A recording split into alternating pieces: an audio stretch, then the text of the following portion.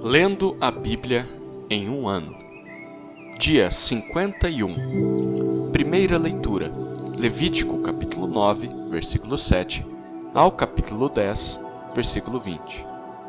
Depois, Moisés disse a Arão: aproxime-se do altar, faça sua oferta pelo pecado e o seu holocausto, e faça expiação por você mesmo e pelo povo. Depois, faça a oferta do povo e a expiação por ele, como o Senhor ordenou. Arão se aproximou do altar e matou o bezerro da oferta pelo pecado que estava oferecendo por si mesmo. Os filhos de Arão trouxeram-lhe o sangue. Ele molhou o dedo no sangue e o pôs sobre os chifres do altar, e o resto do sangue derramou na base do altar. Mas queimou sobre o altar a gordura, os rins e a membrana do fígado da oferta pelo pecado, como o Senhor havia ordenado a Moisés. Porém, a carne e o couro queimou fora do arraial. Depois, Arão matou o animal para o holocausto, e os filhos de Arão lhe entregaram o sangue, e ele o aspergiu sobre o altar ao redor. Também lhe entregaram o holocausto nos seus pedaços com a cabeça, e queimou-o sobre o altar. E lavou as entranhas e as pernas, e as queimou sobre o holocausto no altar. Depois apresentou a oferta do povo, e pegando o bode da oferta pelo pecado, que era pelo povo, o matou e o preparou por oferta pelo pecado, como tinha feito com o primeiro. Também apresentou o holocausto e o ofereceu segundo o rito. Apresentou a oferta de cereais e dela pegou um punhado e queimou sobre o altar, além do holocausto da manhã.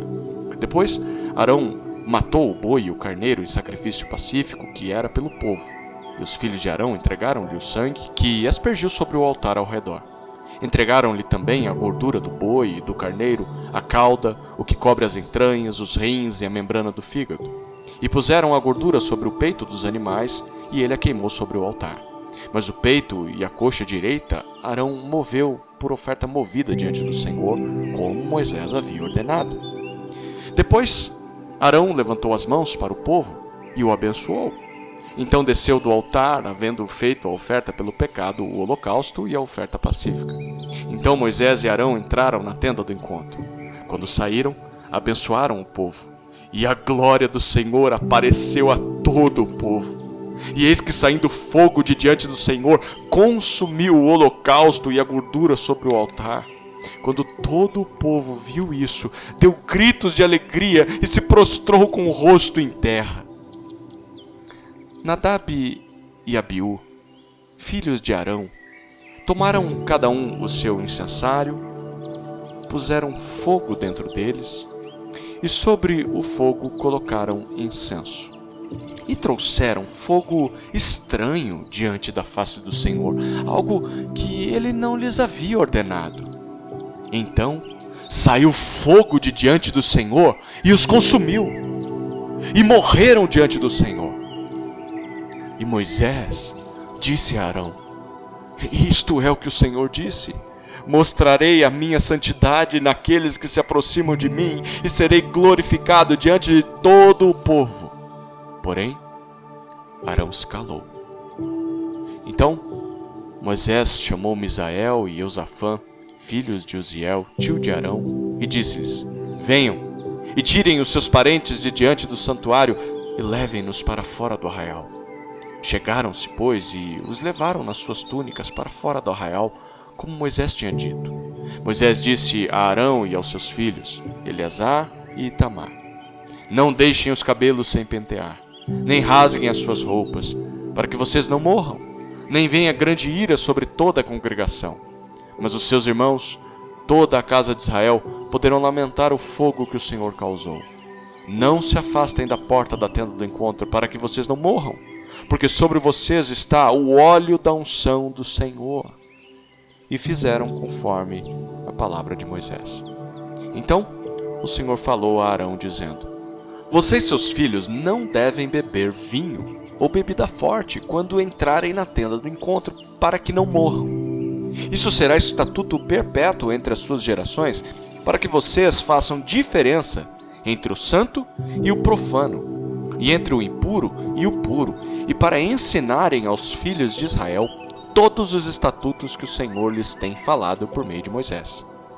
Moisés disse a Arão e aos filhos deste, Eleazar e Itamar, que ficaram vivos: Peguem a oferta de cereais que restou das ofertas queimadas ao Senhor e comam-na sem fermento junto ao altar, porque coisa santíssima é. Comam-na em lugar santo, porque é a porção que foi dada a vocês e aos seus filhos das ofertas queimadas do Senhor, porque assim me foi ordenado.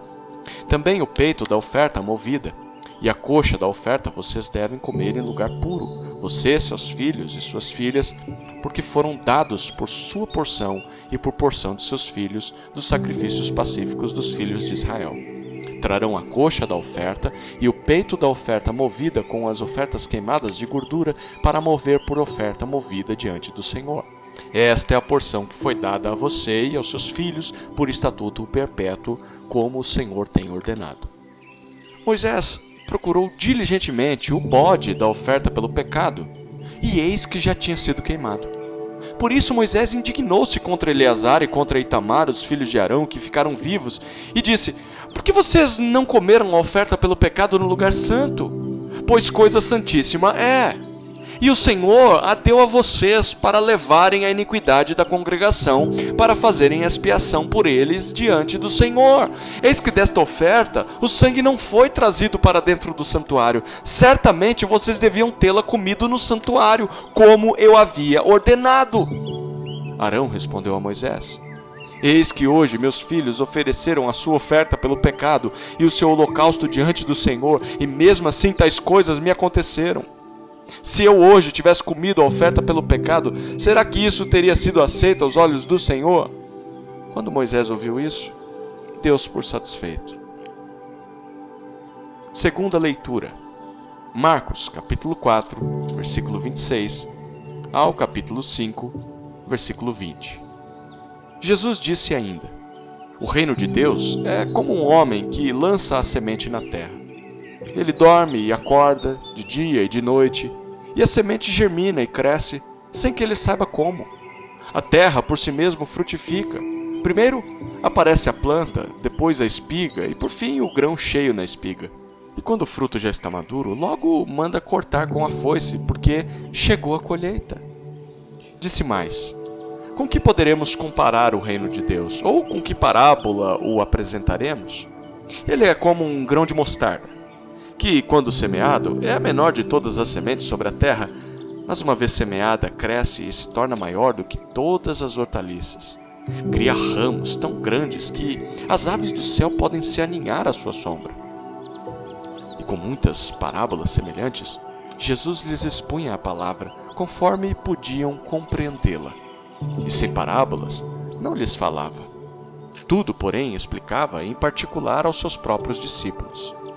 Naquele dia, sendo já tarde, Jesus disse aos discípulos: vamos passar para a outra margem. E eles, despedindo a multidão, o levaram assim como estava no barco. E os outros barcos o seguiam. Ora, levantou-se grande temporal de vento, e as ondas se arremessavam contra o barco, de modo que o mesmo já estava se enchendo de água. E Jesus estava na popa, dormindo sobre o travesseiro. Os discípulos o acordaram e lhe disseram: mestre, o Senhor não se importa que pereçamos. E ele, despertando, repreendeu o vento e disse ao mar: acalme-se, fique quieto. O vento se aquietou e tudo ficou bem calmo. Então Jesus lhes perguntou: por que vocês são tão medrosos? Como é que ainda não têm fé? E eles, possuídos de grande temor, diziam uns aos outros: quem é este, que até o vento e o mar lhe obedecem? Jesus e os discípulos chegaram à outra margem do mar, a terra dos Gerazenos. Ao desembarcar, logo um homem possuído de espírito imundo veio dos túmulos ao encontro de Jesus. Esse homem vivia nos túmulos e ninguém podia prendê-lo, nem mesmo concorrentes, porque, tendo sido muitas vezes preso com correntes e cadeias, as cadeias foram quebradas por ele e as correntes foram despedaçadas. E ninguém conseguia dominá-lo. Andava sempre, de noite e de dia, gritando por entre os túmulos e pelos montes, ferindo-se com pedras. Quando, de longe, viu Jesus, correu e prostrou-se diante dele, gritando em alta voz: o que você quer comigo, Jesus, Filho do Deus Altíssimo? Por Deus, peço-lhe que não me atormente. Ele disse isto porque Jesus tinha dito a ele: espírito imundo, saia desse homem. Então Jesus lhe perguntou: qual é o seu nome? Ele respondeu: Legião é o meu nome, porque somos muitos. E pediu-lhe com insistência que não os mandasse para fora do país. Ora, uma grande manada de porcos estava pastando ali pelo monte. E os espíritos imundos pediram a Jesus: mande-nos para os porcos, para que entremos neles. E Jesus o permitiu. Então, saindo os espíritos imundos, entraram nos porcos. E a manada, que era cerca de 2.000, precipitou-se despenhadeiro abaixo para dentro do mar, onde se afogaram. Os que tratavam dos porcos fugiram e foram anunciá-lo na cidade e pelos campos. Então o povo saiu para ver o que tinha acontecido. Aproximando-se de Jesus, viram o endemoniado, o que antes estava dominado pela legião, assentado, vestido, em perfeito juízo, e temeram. Os que haviam presenciado os fatos contaram-lhes o que tinha acontecido ao endemoniado e também falaram a respeito dos porcos. E começaram a pedir com insistência que Jesus se retirasse da terra deles. Quando Jesus estava entrando no barco, aquele que antes estava possuído pelos demônios pediu com insistência que Jesus o deixasse ficar com ele. Jesus, porém, não o permitiu. Ao contrário, ordenou-lhe: vá para sua casa, para os seus parentes, e conte-lhes tudo o que o Senhor fez por você e como teve compaixão de você. Então ele foi e começou a proclamar em Decápolis tudo o que Jesus lhe tinha feito. E todos se admiravam. Terceira leitura. Salmos, capítulo 37, versículos 27 a 40. Afaste-se do mal e pratique o bem, e a sua morada será perpétua. Pois o Senhor ama a justiça e não desampara os seus santos.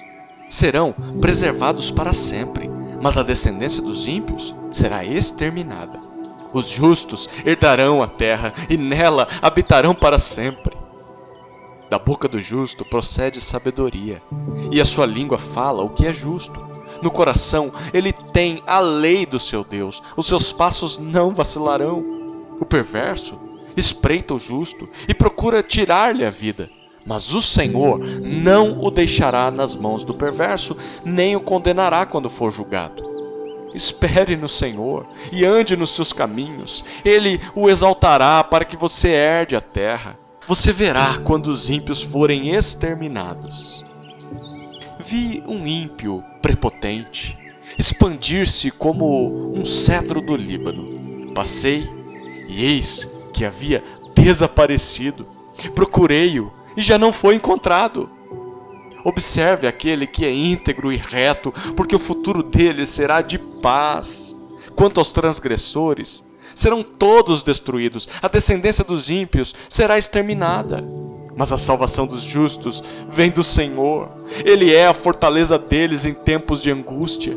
O Senhor os ajuda e os livra, livra-os dos ímpios e os salva, porque nele buscam refúgio.